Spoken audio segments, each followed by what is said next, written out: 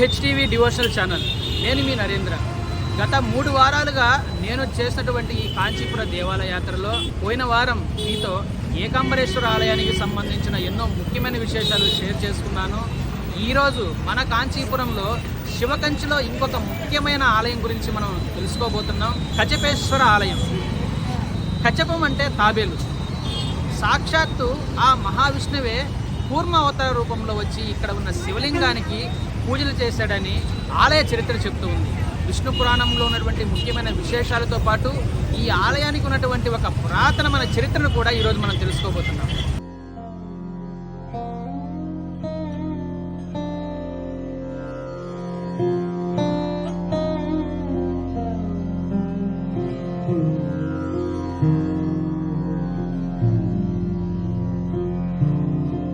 కచపేశ్వర ఆలయం శివకంచిలో కంచి కామాక్షమ్మ టెంపుల్ దగ్గర నుంచి ఈ ఆలయం 1 కిలోమీటర్ డిస్టెన్స్లో ఉంటుంది.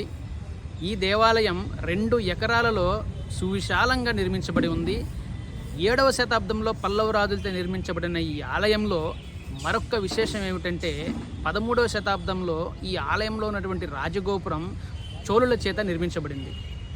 అంటే ఈ ఆలయంలో పల్లవులు మరియు చోళుల కాలం నాటి నిర్మాణ శైలి, శిల్పకళ, అదేవిధంగా ఎన్నో ఆనవాలు కూడా మనకి దర్శనమిస్తూ ఉంటాయి.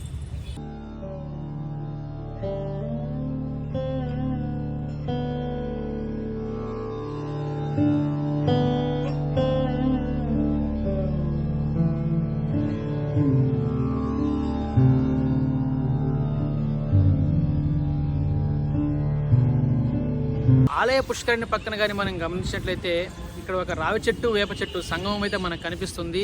వాటి కింద కొన్ని వందల నాగ ప్రతిష్టలు అయితే ఇక్కడ మనకి ప్రతిష్ఠించున్నారు.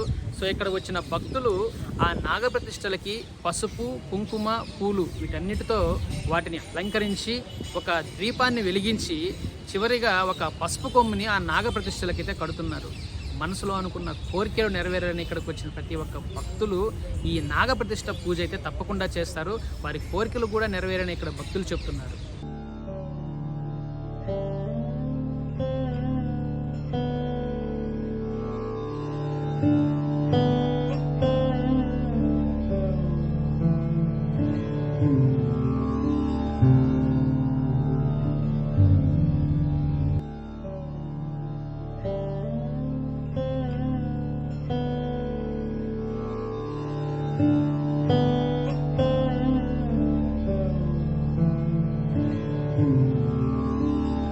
క్షీరసాగర మదనం.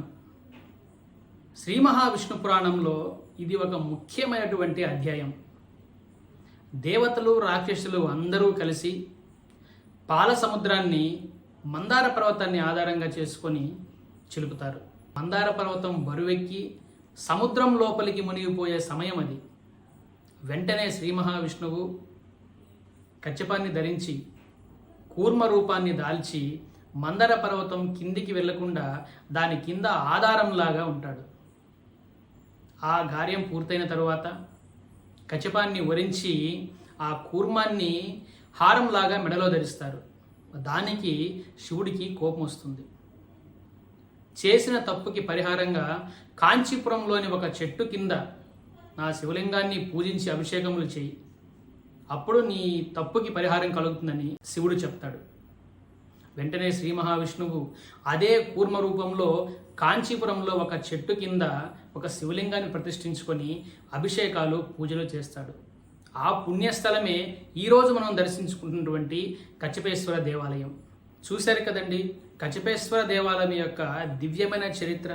ఇలాంటి మరెన్నో మహిమ కలిగిన టెంపుల్స్ అన్నిటినీ మీ ముందుకు తీసుకొచ్చే ప్రయత్నం మేము ఎప్పుడూ చేస్తూనే ఉంటాము. మా ఛానల్కి సంబంధించిన నోటిఫికేషన్స్ మీకు రావాలంటే మా ఛానల్ని సబ్స్క్రైబ్ చేసుకోండి, మా వీడియోస్ని లైక్ చేయండి, షేర్ చేయండి. అదేవిధంగా కాంచీపురంలో నేను తర్వాత విజిట్ చేయబోయే ఆలయం కైలాసనాథ ఆలయం. సో ఈ వీడియోని త్వరలో మీ ముందుకు ప్రజెంట్ చేస్తాను. Stay tune HTV devotional channel.